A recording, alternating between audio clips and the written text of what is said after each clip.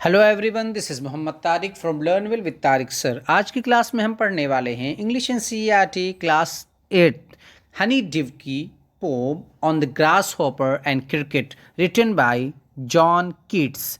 तो John Keats द्वारा ये पोम लिखी गई है। बहुत ही इंटरेस्टिंग पोम है, एक नेचर पोम है, यानी जो प्रकृति की जो सॉन्ग है और जो उसकी संगीत है उसके बारे में हमें बतलाती है और एक हमें सबक देती है कि जिस तरीके से जो प्रकृति की सॉन्ग है और उसका जो संगीत है, पोइट्री ऑफ द अर्थ है, ये कभी भी बंद नहीं होती। यानी हमें कभी चिड़ियों की आवाज़ सुनाई देती है, कभी इंसेक्ट्स की आवाज़ सुनाई देती है, कभी किसी चीज़ की आवाज़ सुनाई देती है, कभी किसी चीज़ की आवाज़ सुनाई देती है। तो ये जो अर्थ है, इसकी जो पोएट्री है, इसका जो संगीत है, इसका जो सॉन्ग है, वो कभी भी बंद नहीं होता। इसी तरीके से जब हमारी ज़िंदगी में कभी परेशानी आए, कभी तकलीफ़ आए, कभी दुख आए, या कभी कोई टेंशन आए, या हम कोई काम कर रहे हैं जिसमें हम नाकाम हो जाएं, तो हमें कभी गिव अप नहीं करना चाहिए, बल्कि हमें सबक लेना चाहिए, हमें लेसन हासिल करना चाहिए कि जब जो प्रकृति है वो कभी रुकती नहीं, तो हम क्यों गिव अप करें, हम क्यों रुक जाएं, बल्कि हमें कोशिश करते रहना चाहिए, हमें ट्राई करते रहना चाहिए। एक न एक दिन हम उस काम में जो है इसको हम कर रहे हैं ज़रूर सक्सेस होंगे और कामयाबी हमारे कदम चूमेगी। तो आइए इस पोम को पढ़ते हैं जिसको जॉन कीट्स ने एक सबक के तौर पर हमारे लिए पेश किया है। आई होप कि आपको ये वीडियो बहुत ही इंटरेस्टिंग लगेगी और ये पोम भी बहुत ही पसंद आएगी। लेकिन इस पोम को स्टार्ट करने से पहले अगर आपने अभी तक हमारे इस channel learn will with Tariq sir को सब्सक्राइब नहीं किया है तो प्लीज़ सब्सक्राइब कर लें और बेल आइकॉन को प्रेस करना बिल्कुल भी ना भूलें, ताकि हमारी सारी वीडियोज़ की नोटिफिकेशन सबसे पहले आपको पहुँच जाए। हमने अपने इस चैनल पर क्लास 6, क्लास 7, क्लास 8, क्लास 9 और क्लास 10 इन सारी क्लासेस की इंग्लिश बुक को बहुत ही बढ़िया और बहुत ही वेल एक्सप्लेन किया है।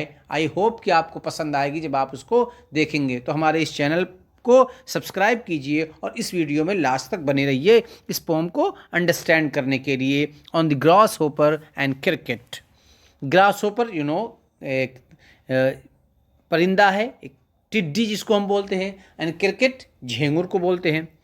तो पोम को शुरू करने से पहले देखिए, यहाँ बिफोर यू रीड में कुछ लिखा हुआ है, उसे देख लेते हैं। Unlike the ant and the cricket, page number 21, which tells a story, this is a nature poem. कह रहे हैं कि ये जो पेज नंबर पर हमने आंट एंड क्रिकेट की जो पोम पढ़ी थी, जिसमें हमें एक स्टोरी बतलाई गई थी, जो हमको एक स्टोरी, एक कहानी बतलाती है, ये पोम उसकी तरह बिल्कुल भी नहीं है, उसके लायक नहीं है, बल्कि अनलाइक है। और ये क्या है? This is a nature poem. ये नेचर पोम है, यानी प्रकृति के संगीत के बारे में है। In it, the grasshopper and cricket do not appear as character in a story। और एक डिफरेंट क्या है दूसरा, कि पहला तो ये है कि इसमें स्टोरी नहीं बतलाई गई है, बल्कि ये एक नेचर पोम है। दूसरा ये है कि इसमें जो क्रिकेट एंड ग्रास होपर हैं, ये दोनों कैरेक्टर के तौर पर नहीं है। In at the grasshopper and cricket do not appear, ये जाहिर नहीं हो रहे हैं, ये सामने नहीं आ रहे हैं as a character in a story, rather they act as symbol, बल्कि ये सिंबल हैं।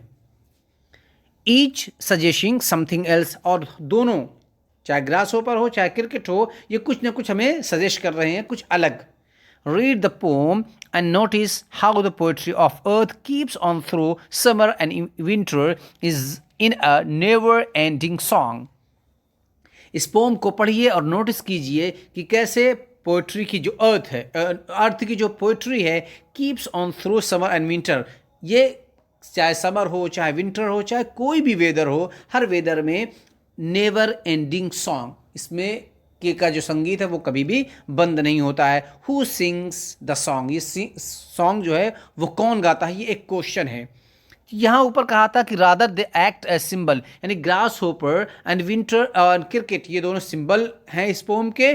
तो grasshopper is the symbol of hot summer and a cricket is the symbol of very cold summer. तो जो ग्रास होपर है वो गर्मी का सिंबल है, समर का सिंबल है, और जो क्रिकेट है वो सर्दी का और जाड़े का सिंबल है। आइए अब इस पोम को शुरू करते हैं। The poetry of earth is never dead, कि जो प्रकृति की जो सॉन्ग है, जो संगीत है, पोइट्री ऑफ अर्थ है, वो कभी भी बंद नहीं होती, कभी भी रुकती नहीं, कभी ख़त्म नहीं होती. When all the birds are faint with the hot sun. ऐसा कभी होता नहीं है कि गर्मी की वजह से जो पक्षी हैं, जो बर्ड्स हैं, वो फैंट हो जाएं, यानी बेहोश हो जाएं. ऐसा होता नहीं है. शायद कभी होता रहा होगा, अब इस ज़माने में बहुत मुश्किल, या कभी कहीं जिस इलाके में बहुत ज़्यादा गर्मी पड़ती हो वहाँ हो सकता है ऐसा कि जब when all the birds are faint, जब सारी चिड़ियाँ, पक्षी फैंट हो जाते हैं, बेहोश हो जाते हैं, विद द हॉट सन, यानी बहुत ज़्यादा सूरज की वजह से, बहुत तेज़ गर्मी की वजह से. And hide in cooling trees, और वो छुप जाते हैं कहाँ? कूलिंग ट्रीज, यानी जो पेड़ होता है, जो उसके शेडो में, चूंकि ठंडा होता है इसलिए वहाँ जाकर जब छुप जाते हैं. अ वॉइस विल रन, एक वॉइस तब भी रन करती है, तब भी दौड़ती रहती है, एक आवाज़ कहीं ना कहीं से आती रहती है. कहाँ से निकलती है? From hedge to hedge about the new मॉर्न मीड. न्यू मॉर्न मीन्स नई कटी हुई, freshly cut, and mead means meadow, grass. And hedge means fence, जो हमने देखा होगा कहीं कहीं कि जो क्यारियों में वो लगा दी जाती है, बुशेस, छोटे छोटे पेड़ पौधे लगा दिए जाते हैं, पौधे जो बुशेस होती है, उन बुशेस से क्यारियाँ बन जाती है. बाउंड्री आप कह सकते हैं, यानी लेकिन बुशेस की बाउंड्री हो. गार्डन में हम देखते हैं कि मोटी सी बुश लगा दी जाती है और झाड़ियाँ, तो ये यही होता है हेज. तो एक हेज से दूसरे हेज पर यह आवाज़ आती रहती है अबाउट द न्यू मॉर्न मीडोज, और कहाँ? जो नई कटी हुई घास है वहाँ से. तो चिड़िया जो होती है, या ग्रास हॉपर जो होता है, कभी इस हेज पर, कभी उस हेज पर, और जो नई कटी हुई घास होती है उनमें से निकलता है और वहाँ से आवाज़ करता है. और वो आवाज़ देखिए आगे कह रहे हैं, that is the grass hoppers, और ये आवाज़ जो होती है, ये जो वॉइस होती है, ग्रास होपर की होती है. He takes the lead in summer luxury, और समर के मौसम में, गर्मी के मौसम में समर लग्जरी को वो लीड करता है. यानी जो समर का जो जॉय है, जो उसका इंजॉयमेंट है, उसमें सबसे ज़्यादा अगर कोई इंजॉय करता है, उसको जो लीड करता है, आगे आगे रहता है, तो वो ग्रास होपर होता है.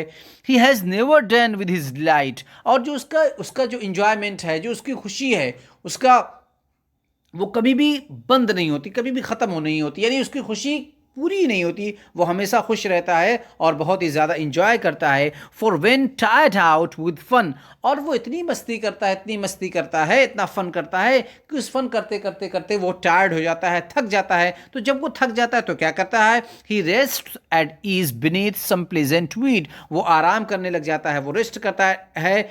कुछ ईज मीन्स भी आराम करना, बीनीथ सम प्लीजेंट घास, जो कुछ घास होती है, हम बहुत सी जगह देखते हैं कि कुछ कहीं कुछ पौधे उग जाते हैं, प्लांट उग जाते हैं, तो वो जो प्लांट बिला वजह, जिनकी कोई ज़रूरत नहीं होती है, ऐसे प्लांट को, ऐसे घास को वीड बोलते हैं. तो उन घासों में जाकर वो छुप कर बैठ कर आराम करने लग जाता है जब वो थक जाता है.